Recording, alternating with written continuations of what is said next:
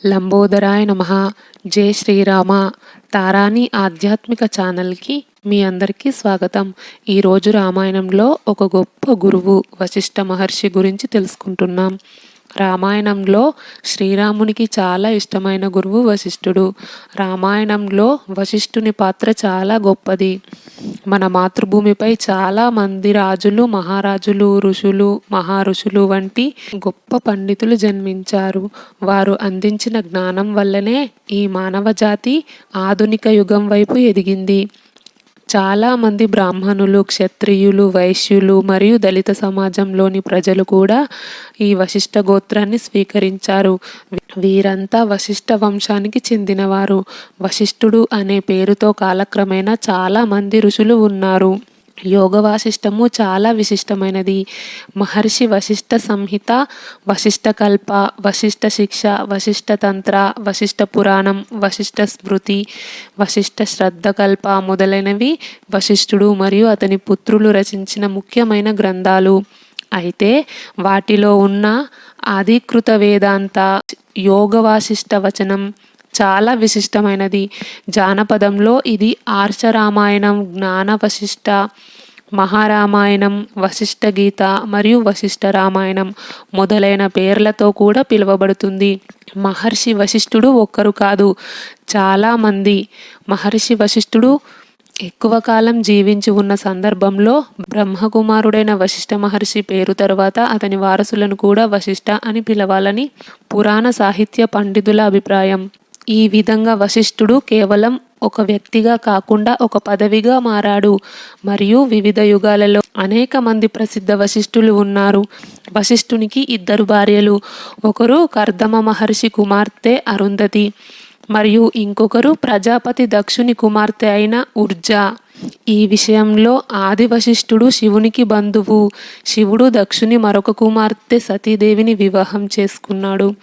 ఈ వశిష్ఠ మహర్షి తరువాత రెండవ వశిష్ఠుడు దేవరాజు అని పిలువబడే త్రిశంకుడు అనే రాజు కాలంలో, మూడవ వశిష్ఠుడు కార్తవీర్యుడు అని పిలువబడే సహస్రబాహుని కాలంలో, నాలుగవ వశిష్ఠుడు మొదటి అధర్వనిధి అని పిలువబడే అయోధ్య రాజు బాహు కాలంలో, కల్మషపాద కాలంలో ఐదవ వశిష్ఠుడు ఉండేవాడు. అతని పేరు వశిష్ఠ శ్రేష్ఠ భాజ. ఆరవ వశిష్ఠుడు రెండవ అధర్వనిధి అని పిలువబడే దిలీప మహారాజు కాలంలో, ఏడవ వశిష్ఠ మహర్షి విష్ణువు యొక్క ఏడవ అవతారమైన శ్రీరాముని కాలంలో మరియు మహాభారత కాలంలో ఎనిమిదవ వశిష్ఠుడు, తొమ్మిదవ వశిష్ఠుడు అతని కుమారునికి శక్తి అని పేరు పెట్టారు. 10వ వశిష్ఠుడు మైత్రావరుణుని కుమారుడు, 11వ వశిష్ఠుడు శక్తి, 12వ వశిష్ఠుడు సువర్చలతో సహా మొత్తం 12 మంది వశిష్ఠుల గురించి పురాణాలలో పేర్కొనబడింది. వశిష్ఠుని గురించి వాయు, బ్రహ్మాండ మరియు లింగ పురాణాలలో ఉంది. వశిష్ఠ వంశ ఋషులు మరియు గోత్రకారుల పేర్లు మత్స్య పురాణంలో కూడా ఉన్నాయి. పురాణాల ప్రకారం విశ్వామిత్రుడు రాజుగా ఉన్నప్పుడు ఒకసారి అతను వశిష్ఠ ఆశ్రమానికి వచ్చాడు మరియు కామధేనువు అనే దివ్యమైన పాలసముద్రం నుండి పుట్టిన ఆవును చూసి దురాశపడి గోవు కోసం విశ్వామిత్రుడు వశిష్ఠ మహర్షితో యుద్ధం చేశాడు. వేదకాలం నాటి ఈ పోరాటం రామాయణ కాలంలో స్నేహంగా మారింది. రాముని కథలో విశ్వామిత్రుడు దశరథుని వద్దకు రాముడు మరియు లక్ష్మణులను రాక్షసుల నుండి రక్షణ కోరడానికి వచ్చినప్పుడు దశరథుడు వశిష్ఠుని ఆజ్ఞతో తన కుమారులను విశ్వామిత్రుడితో పంపాడు. పురాణాల ప్రకారం బ్రహ్మ ఆజ్ఞపై వశిష్ఠ మహర్షి సూర్యవంశానికి వశిష్ఠ మహర్షి కులగురువు అయ్యాడు. పుష్కర క్షేత్రంలో సృష్టికర్త బ్రహ్మ యొక్క యాగానికి వశిష్ఠుడే మొదటి గురువు. వశిష్ఠ మహర్షి ఇక్ష్వాకు మరియు నిమిలతో అనేక యాగాలు చేశాడు.